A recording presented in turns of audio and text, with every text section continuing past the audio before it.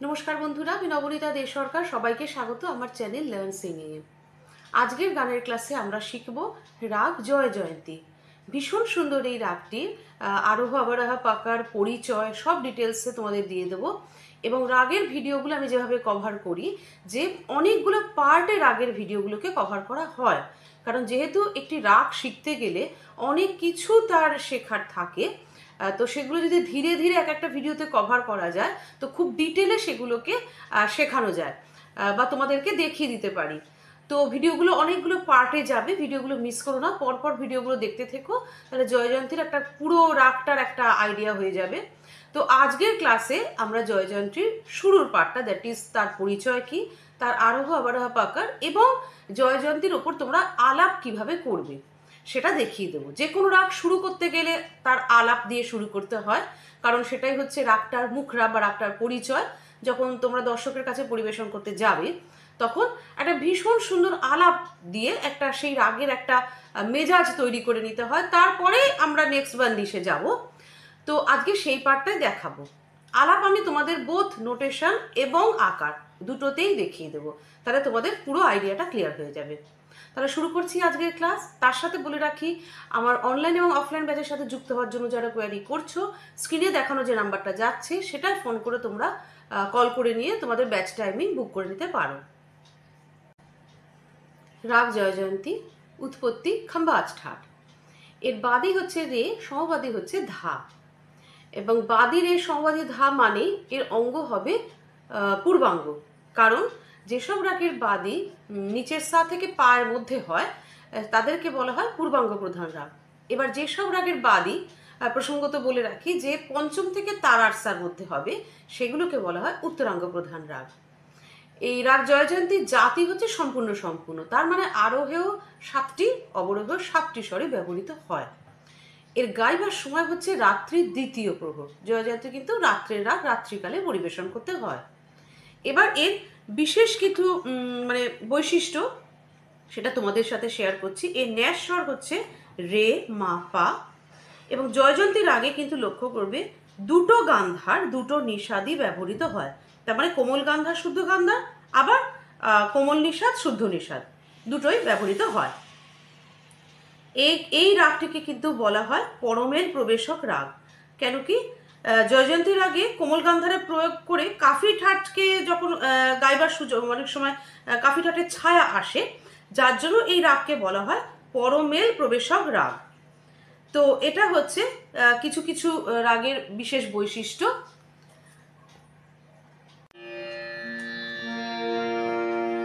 জয়জয়ন্তীর আরোহ অবরোহ পাকার। সা রে রে রে গা রে সা নি দা পা রে রে গা মা পা নি সা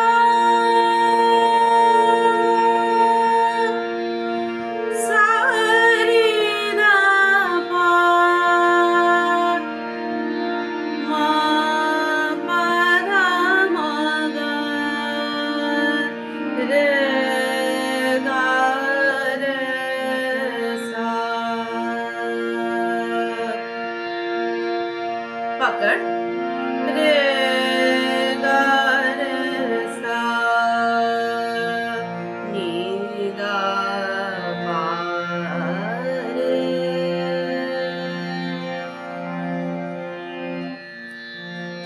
এবার আমি তোমাদের দেখিয়ে দেবো জয়জয়ন্তীর আগে আলাপ।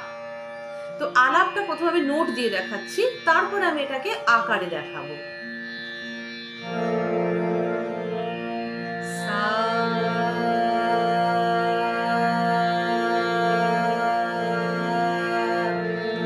সা ধা নি দা পা মা পা ধা মা ধা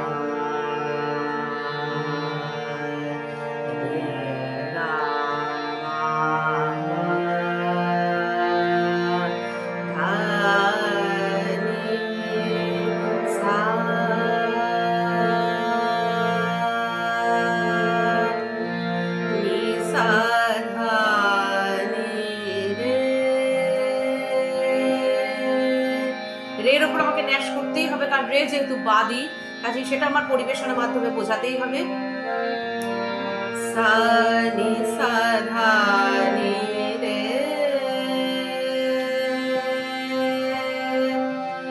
রে গা রে সা নি সা,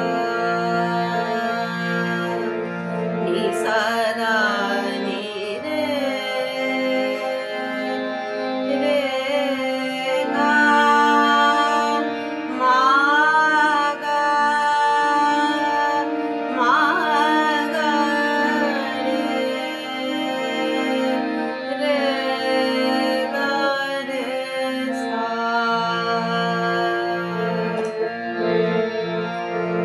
ধা নি রে গা মা পা, পা ধা মা গা, মা গা রে গা মা পা,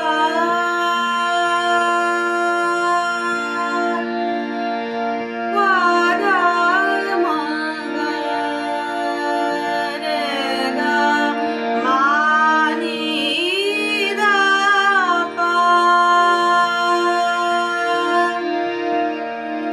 মা পা নি, নি সা,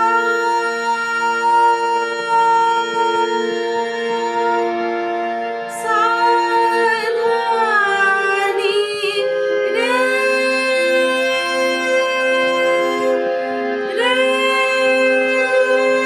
গা রে সা, নি সা ধা নি রে,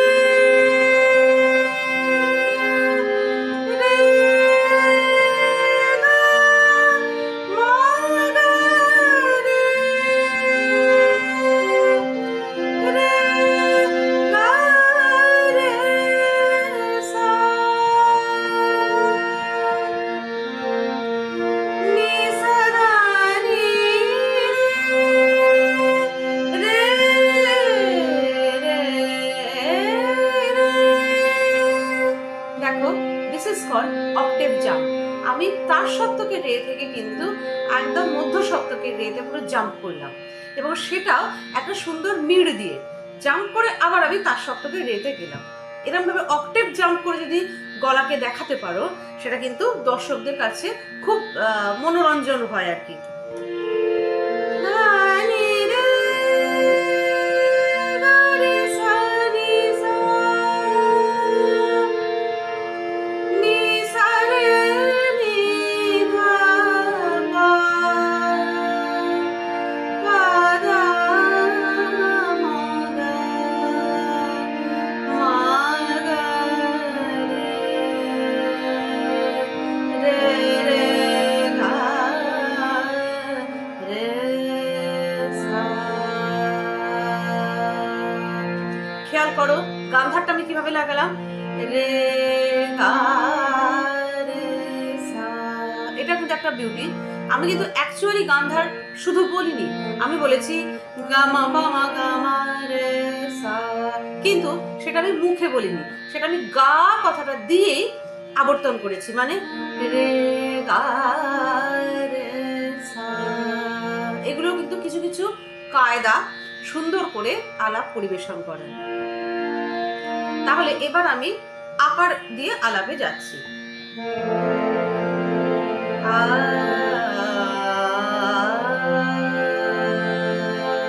খেয়াল করো, এই আলাপটা আমি শুরু করলাম রে থেকে।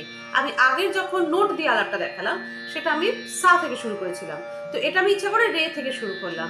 তার মানে আমি এটাই দেখাতে চাইছি যে বিভিন্ন জায়গা থেকে কিন্তু শুরু করে যায়, মানে শুধু একদম মুন্দ্র সপ্তকে সা থেকেই শুরু করতে হবে অ্যাসেন্ডিং অর্ডারে, তারপরে মুন্দ্র সপ্তক দেখালাম, তারপরে মধ্য করে তার সপ্তক দেখাবো, এরকম কোনো রুল নেই। আমি যেখান থেকে ইচ্ছে আলাপ ধরতে পারি আমার গানটাকে মনোরঞ্জন করার জন্য, আমার যাতে আলাপটা শুনতে সুন্দর লাগে, দর্শকদের মনোগ্রাহী হয়, সেটাই হচ্ছে ফার্স্ট অ্যান্ড ফরমোস্ট ক্রাইটেরিয়া।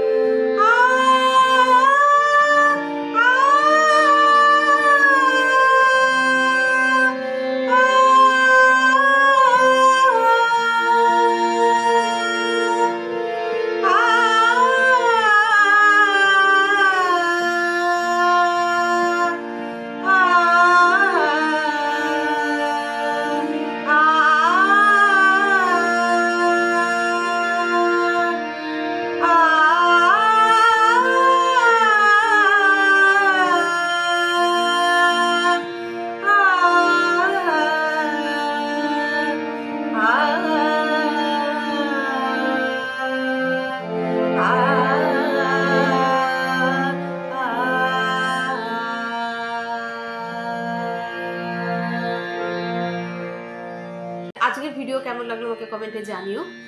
আর যেভাবে তোমাদের ডিটেলসে আমি নোট দিয়ে এবং আকার দিয়ে আলাপটা দেখালাম, আশা করি তোমরা ভালোভাবে এটাকে শিখে নিতে পারবে। সবাই তাহলে এইভাবে জয়জয়ন্তীটাকে রেওয়াজ করবে। আর রেওয়াজ করার আগে অবশ্যই পরিচয়টা দেখে নেবে, বাদী সহবাদী খেয়াল করে রেওয়াজ করতে হবে, কারণ বাদীর ওপর অবশ্যই আমাদের একটা এমফ্যাসিস দিতে হয়। মানে আমার শ্রোতা যেন শুনে বুঝতে পারে আমি যে রাগটা পরিবেশন করছি সেই রাগের বাদী কোনটা। কাজে সেটাও কিন্তু একটা তোমার টেকনিক, যে রাগটাকে পরিবেশন করা, রাগদারিটাকে ঠিকঠাকভাবে বজায় রাখা। তাহলে আজকের ক্লাস এখানেই শেষ করব। ভিডিওটা ভালো লাগলে করে দিও লাইক, আর বন্ধুদের সাথেও করে দিও অনেক শেয়ার, যাতে প্রত্যেকে জয়জয়ন্তীর এই আলাপটা সুন্দর করে গাইতে পারে। চ্যানেলে যারা নতুন বন্ধুরা, চ্যানেলটিকে সাবস্ক্রাইব করে পাশের বেল আইকনটা প্রেস করে রেখো, তাহলে নেক্সট ভিডিও যখন আপলোড করব তোমাদের কাছে নোটিফিকেশন অবশ্যই পৌঁছে যাবে। নেক্সট ভিডিও আসবে জয়জয়ন্তীর বন্দিশের উপরে। এরপরে জয়জয়ন্তীর বন্দিশ মানে স্থায়ী, অন্তরা সবটা দেখিয়ে দেবো। তার সাথে আমি সেপারেটলি দেখিয়ে দিই সেটা হচ্ছে স্থায়ীর বিস্তার এবং অন্তরার বিস্তার, দুটো আলাদা আলাদা ভাবে কিন্তু আমি দেখিয়ে দিই। যারা আমার আগের ভিডিওগুলো ফলো করছো তারা দেখে থাকবে যে দুটো একদম আলাদা আলাদা ভাগে দেখানো থাকে। এবং তারপরে নেক্সট কামিং হবে যে স্থায়ীর টান, অন্তরার টান আলাদা আলাদা ভাবে। কিছু টান যেগুলো স্থায়ীতে আমরা ফিট করে গাইবো, কিছু টান বন্দিশের অন্তরার সাথে আমরা প্র্যাকটিস করব। তো এইভাবে পুরো রাগটাকে ডিটেলসে শেখাবো। কাজেই তোমরা প্রত্যেকটা ভিডিও দেখতে থেকো, কেউ স্কিপ করো না, তাহলে জয়জয়ন্তীর একটা কন্টিনিউটিতে থাকবে। তাহলে ক্লাস এখানেই শেষ করলাম। সবাই খুব ভালো থেকো, খুব ভালো করে রেওয়াজ করো, আর খুব খুব সুন্দর সুন্দর গান করো।